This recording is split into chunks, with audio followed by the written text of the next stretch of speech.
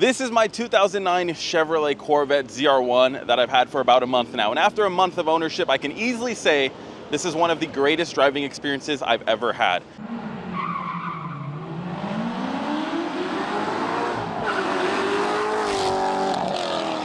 I used to have an MP412C. I've driven 570Ss, R8s, R35s, my Mark IV Supra, my Mustang, STIs. I've driven all across the board. And still, GM managed to knock it out of the park on a date back in 2009 when they released this monster right here, AKA the Blue Devil. So of course I had to get one in blue. Now, like I said, I've had this car for about a month now. If you don't know anything about this car, it's a supercharged 6.2 liter that puts out 638 horsepower, which I know by today's standards doesn't sound like a lot. But when you put that in a car that merely weighs 3,200 pounds, aluminum frame, carbon fiber all over the car, you get quite the driving experience. Now, this car has a great weight distribution. It's not as perfect as like a Z06 or a C5 Corvette, but with the front engine, transmission in the rear, you get great handling, great performance, great throttle response out of the LS9. It's just all around a great driving car. So today I'm going to take you around the vehicle and show you why I love this car and why specifically I chose this car to replace my McLaren. Some people call me crazy. Today I'm going to make you guys all see the vision I had when I bought this car. Starting with the exterior, the front, in my opinion, is just a timeless design. When I was a child, this was the Corvette. This was the monster on the road. It was this, Mustangs, and I mean Dodges, but Dodges weren't really doing a whole lot back then.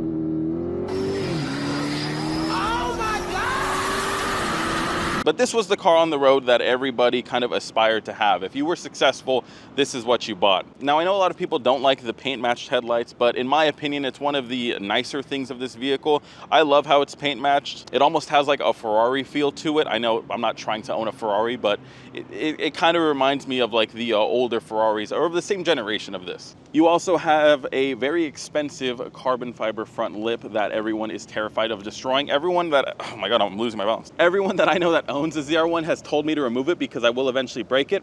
I don't think I'm dumb enough to, but we will see over time. You also have a window where you can see the lid of your supercharger. GM really wanted everyone to just know this car wasn't your basic Corvette, and having a window showing off your supercharged LS9, that's just a flex. Now, I don't think you guys are gonna be able to see this, but one of the cool things about the Corvette is a lot of the body panels are carbon fiber, and GM actually left a lot exposed, maybe not on purpose, but when driving, you can see the back of the hood, which is exposed carbon fiber. So you know you really do have an authentic carbon fiber hood. Now, the carbon fiber doesn't stop there. They also went ahead and gave you carbon fiber side skirts and a full carbon fiber roof, just more showing how extra GM was being when trying to make this the lightest Corvette possible. Now, don't quote me on that because I know it's not the lightest Corvette possible, but they were trying is what I'm trying to say here. And yet again, the carbon doesn't stop there. You get carbon ceramic brakes all the way around this vehicle. The one thing I wish GM did include was steel braided lines. It blows my mind that these have rubber lines on the back, just like you would find on any other normal traffic vehicle. Now, going to the rear, you can really see just how wide the ZR1s are over a normal Corvette. You have giant flares in the rear as well as the front, all to just tuck in the massive 335 rear tire from factory. Now, these are going to be swapped out real soon because, as you can see, we can fit a whole lot more meat back here, and this ain't cutting it. Going around to the rear of this vehicle, you can see it doesn't have a massive rear wing like the C7 ZR1 does. In my opinion, it's just a little bit too AutoZone looking. I love how this is a lot more subtle, a lot more sleek. You do get a functional quad tip exhaust with valves. From factory, they open up after like 3,000 RPM. You can install a switch which allows you to just manually open and close them, which is what I have installed, and I will throw in some exhaust clips.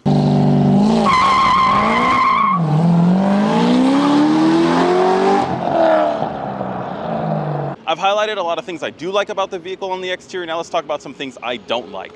I don't like how wide the car is for one specific reason.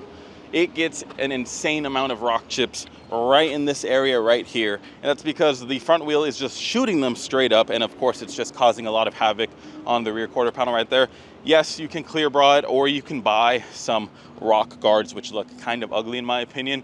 I will probably go the clear bra route. I did already go and clear bra the front end, so that's all covered, but they said they were unable to clear bra the rear quarter panels, so we'll just have to find a shop that can do it. Another thing is, from factory, I mean, obviously the car came with pretty dated lights for 2009 technology. We're in 2024 now. Lights have come a long way. So I went ahead and swapped out a lot of the lighting on this vehicle for some aftermarket LED lights like what's seen here on the vehicle. These are all from Vet Lights. We have laser side markers, LED headlights and high beams, LED reverse lights, LED license plate lights. Because when I first got this car, it did just look like a 2009 GM vehicle with all of the yellow lights around it.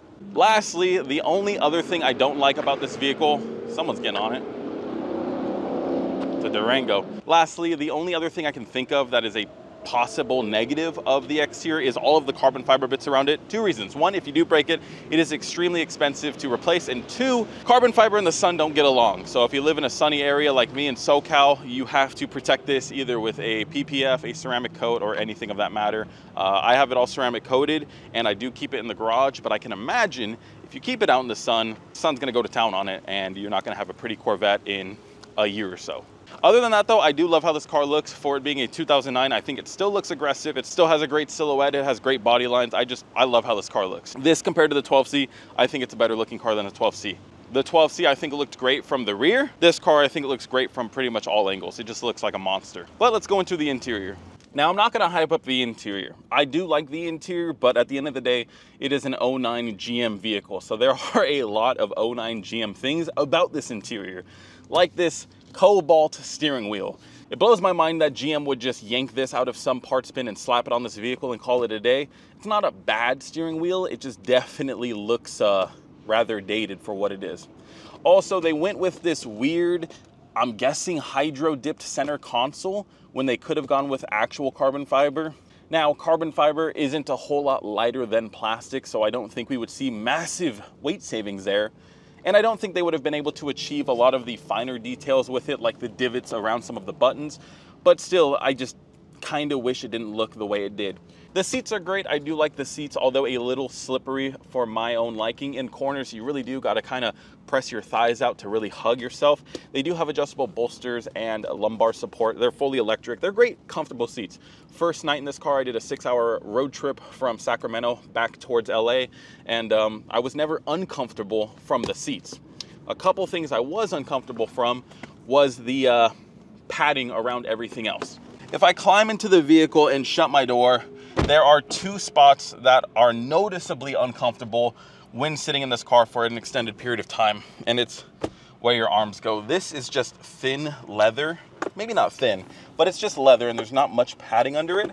And I've never been in a car where my elbows actually hurt, and until this car. Same with the door on this one, there's just like no padding.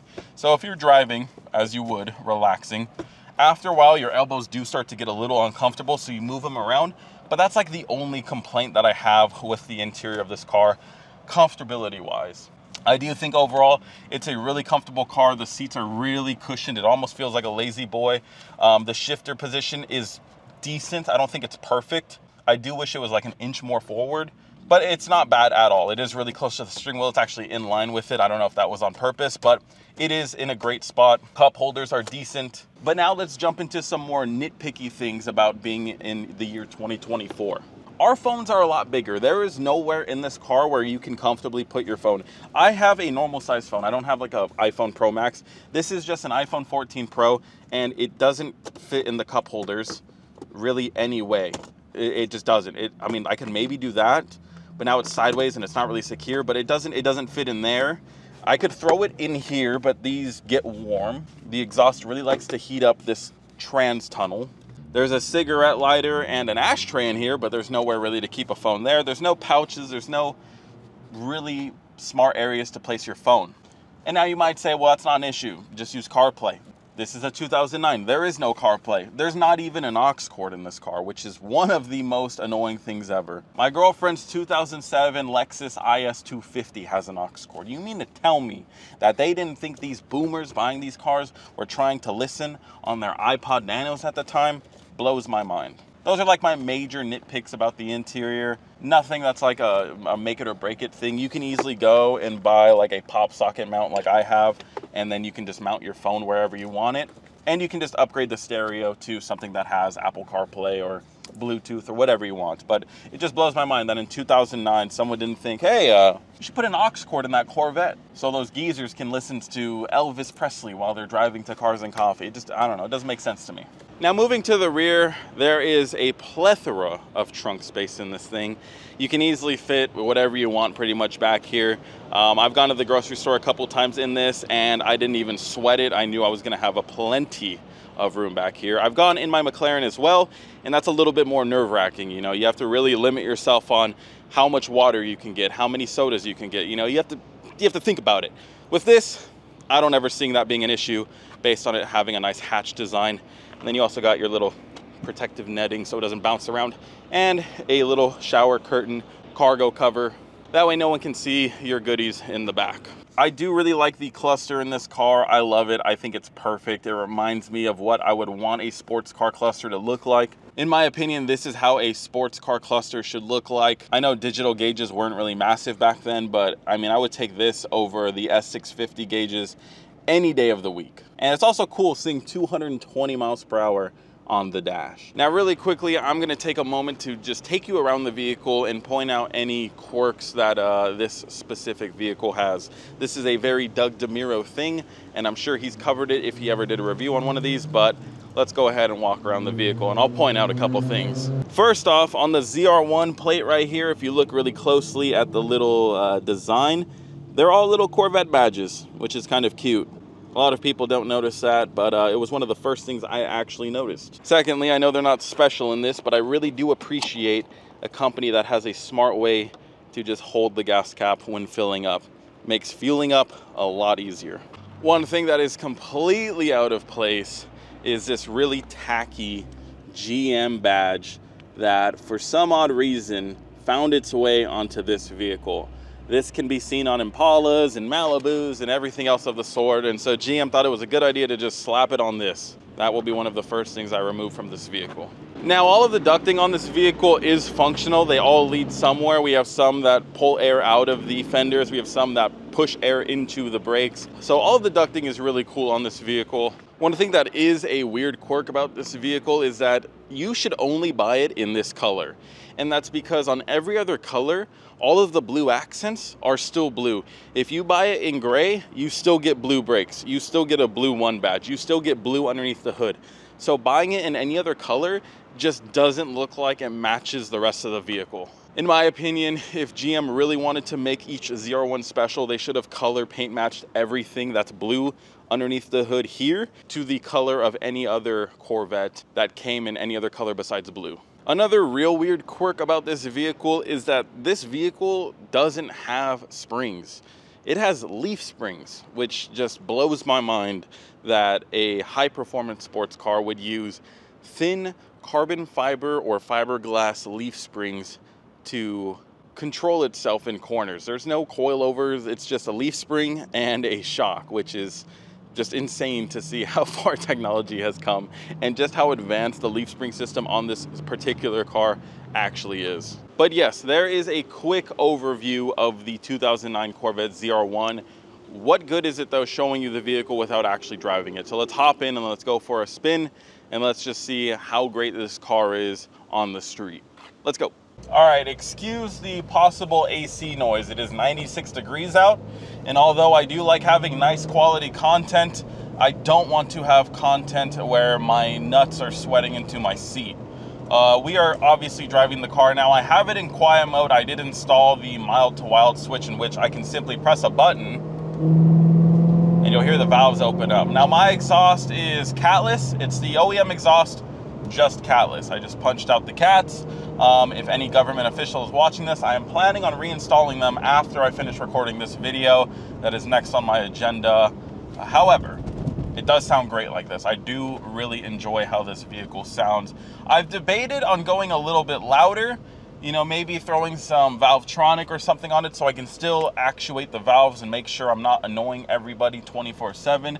Because I will say, maybe it's because I'm 27 now, having a quiet car is rather nice. I'm not even gonna sit here and lie to you guys. It is rather nice. I do like being loud when the time calls for it, but cruising around having conversations with my girl or whoever I'm driving with, It's really nice in a quiet car. Also just listening to music. But now you guys are on a tripod right now. I don't know if the tripod is going to fly all over, so I'm not going to drive too crazy, but we'll go ahead and open up the valves and let me just show you just how amazing this car is. It sounds great. It looks great. Everything about this car, in my opinion, is just marginally better than the 12C. Besides, I mean, the 12C was a little faster, I would say. But this car, for the most part, is stock. One of my favorite things, which you'll hear right now, are little pops in between. Ah, my camera! Oh, no! You okay, camera? You still with me? What I was saying is, one of my favorite things about this car is the shifts. When you shift on this vehicle, even with its stock exhaust, you'll hear pops.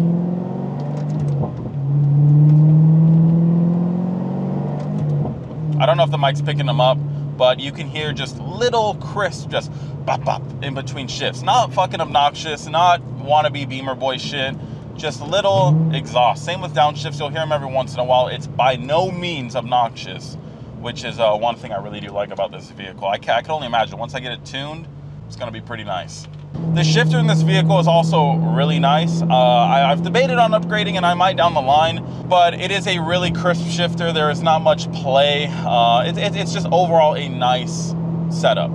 It doesn't feel like a Miata or like a 3-valve shifter. It feels crisp overall. And like I said earlier, I mean, in the first day of ownership, I drove this car 6 hours. My first drive with this vehicle was 6 hours, and it was just a very pleasant 6 hours, minus not having an aux. I did bring AirPods. I knew it didn't have an aux, but that was the only thing where I was like, God damn it, if only this car had an aux cord. But yeah, I could possibly get on it a little bit. We don't know how my camera's gonna react to this, so we'll see. I'll try to hold the camera, if anything, and I'll just ease onto it a little bit. We're not gonna go crazy. I'll throw in clips of me having fun with this car at the end, but just so you guys can hopefully hear what it's like on board with the exhaust, we'll go ahead and give it a little bit of a juice right here. All right, I'm gonna hold the tripod and just slowly accelerate.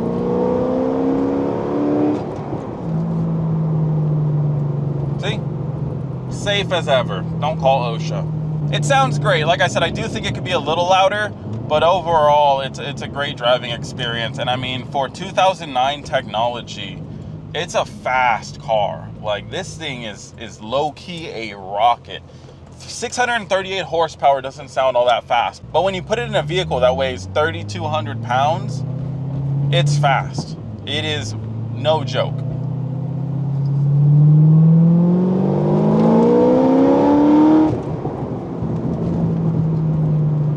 And it sounds good too. It sounds really good. Anyways, I'll throw in clips of the outside of me doing flybys at my boy's shop. But yeah, I love this car.